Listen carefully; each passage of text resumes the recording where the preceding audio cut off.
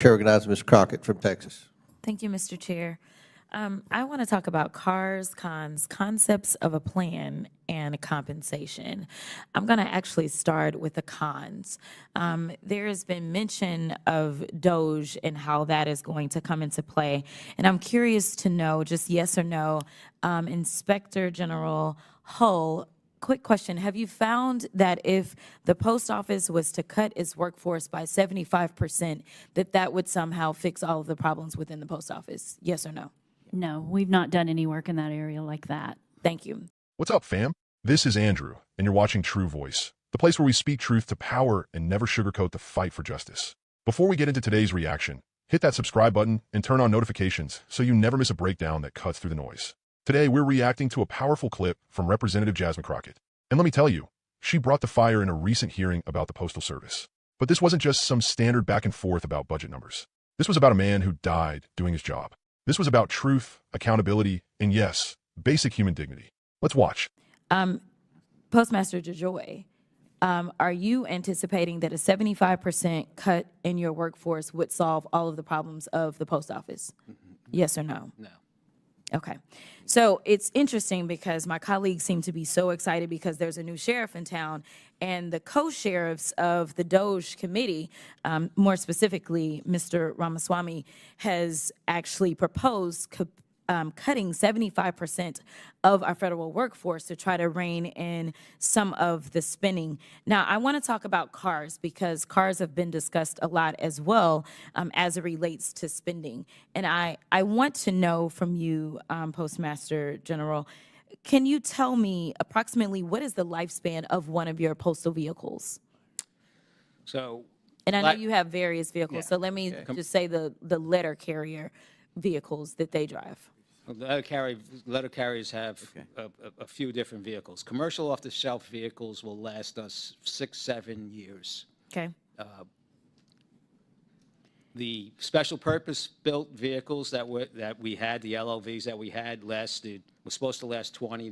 We're using them 30. Our new vehicles that we're buying, a special purpose vehicle, we expect to last longer than 20 years or longer. Okay. So as we are comparing the various costs, and there's been a lot of conversation about the fact that there are electric vehicles, and it's my understanding that the electric vehicles are the ones that now have air conditioning, correct? All the vehicles now have air Okay. conditioning, but yes. You know, earlier it was brought up, and the reason that I care so deeply about the vehicle situation is that my constituent, Eugene Gates, was brought up earlier, who lost his life. This was somebody who did not need extra hours of training on how to properly hydrate because this was someone who dedicated almost 40 years of his life to the post office. The reality is that the working conditions were not working. That's just the reality. This is someone who had done this job for so long. And I'm going to be honest, and I know that your office has received letters from us regarding Mr. Gates, but I am concerned, as my colleague, Mr. Kassar, laid out, that we still haven't figured out how to modernize and make sure that the working environment is going to work for our postal employees. So for instance, as you are rolling out these new vehicles, have you decided on a way to prioritize where these vehicles are going to go? And does that overlap with the areas in which we know, say, experience the most extreme heat conditions, such as in places like Texas? Have they been prioritized? Yeah, so we're not filling the whole need, right? So there is a process of replacement of vehicles that. Let me, and I'm gonna have to cut you because I've got to get to a few more things and I'm running out of time. So I'm just curious, are we prioritizing? Even if it means that you're gonna swap out, let's say the vehicles aren't necessarily up for being swapped out in Texas, but we know that in another area, they don't experience the extreme heat. So we move those vehicles, those areas, and make sure that the vehicles that are going to keep our postal employees safe are put into those areas that they're needed the most. Has that been a consideration? We consider a lot of the country gets heat, and I understand. We get extreme heat, is what I'm saying. I will get you the process. I would say that it would not satisfy you to see that just Texas is getting any special difference. We have a bunch of procedures that and strategies that we had to deploy vehicles. Let me get those for you. Okay, I'd appreciate that. Okay. As it relates to delivering for America, it feels as if it's more a concept of a plan than an actual plan because, as you've stated earlier in your testimony, you had projections, and clearly those projections were completely off. But even as I've had my team, as we've sat here, really comb through and make sure that we didn't miss it, delivering for America, correct me if I'm wrong, does it deal with drones at all? No. Okay. So when we're talking about modernizing, do you not believe that it would be incumbent upon your organization to consider something like drones? Because as I've stated before, not only do I currently represent urban Dallas, Texas area, but I lived in East Texas. And I know what it looks like when you're trying to deliver, say, in rural America. And I know that there are other organizations that are doing things such as drone deliveries, which, number one, if you don't have the workforce that you need, it is very helpful. Number two, it's a lot more efficient because now you're talking about homes that are separated so far. And as you've heard from some of my colleagues in rural America talking about the delivery problems, I don't know how we can talk about modernization of any part of federal government and not talk about drones. We talk about it when we're talking about the border. We talk about it when we're talking about our military. And I'm just asking that if we are going to talk about a plan that really is looking at modernization, we look at something like drones, especially if DOJ gets their way and they start to get rid of some of your workforce. This potentially would be something that you would need. And the final thing that I have to say, I know I'm a little over, but I'm just asking for a little bit of leeway, is on the compensation piece. I will be honest with you and tell you that before walking in today, I was completely unaware of the fact that your compensation was so high.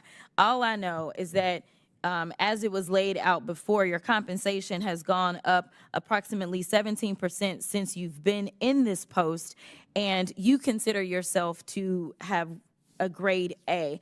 I'm just curious to know, on average, when we look at our postal workers, such as workers like my constituent Eugene, who had been with the post office and literally gave his life of service to the post office, and he had been there for almost 40 years, on average, are we seeing that there's an increase in compensation to the tune of approximately 17% in the same time span as you've been with the post office for the average postal employee? I think that over the last 4 years, and I mean, I don't know that it's a relevant comparison, but I think wages have gone up about 15%. Okay. And This line hit me like a brick. The working conditions were not working. She was talking about Eugene Gates, a postal worker who dedicated nearly 40 years of his life to public service and died under brutal heat conditions. As a patriot who believes in real justice, not the flag-waving, empty gesture kind, but the kind that protects working people, this enrages me. You mean to tell me that in the richest country in the world, we can't even make sure our postal workers have air-conditioned vehicles? That we're still sending them out in 100-plus degree weather without basic protections? That's not just negligence. That's a national disgrace. Representative Crockett asks a very basic question. Are we prioritizing these new, safer vehicles for states that experience extreme heat? Like, say, Texas? And what does DeJoy say? A whole lot of dodging. We'll get you the plan. There's a strategy. Yeah, okay. Let me translate. No, we're not actually prioritizing the workers most at risk. This is exactly what happens when leadership treats a public service like a business. You get corporate logic in a space that should be about people. Because here's what Crockett exposed. They've got all these grand modernization plans, but no drones, no rural delivery innovation, no meaningful labor investment. And while DeJoy's pay has shot up by 177%, the average postal worker saw maybe a 15% raise. That's robbery with a necktie. I respect Representative Crockett for calling this out directly. No fluff. No corporate tap dance. She said what needed to be said, and as a proud progressive, that's the leadership we need. Not just for headlines. For results. This isn't just about one agency. It's about how we treat all public servants, the people who make this country run, while CEOs collect bonuses and politicians play games with our lives. So shout out to Jasmine Crockett for standing tall. We see you. We got your back. If you're tired of the double standards, tired of workers being treated like disposable tools, hit that like button and drop a comment below. Let me know what you think. Should DeJoy be held accountable? Should postal workers be prioritized for real reforms? And if you haven't already, you know what to do. Subscribe to True Voice, where we don't just talk politics. We fight for justice, peace, power, and solidarity always.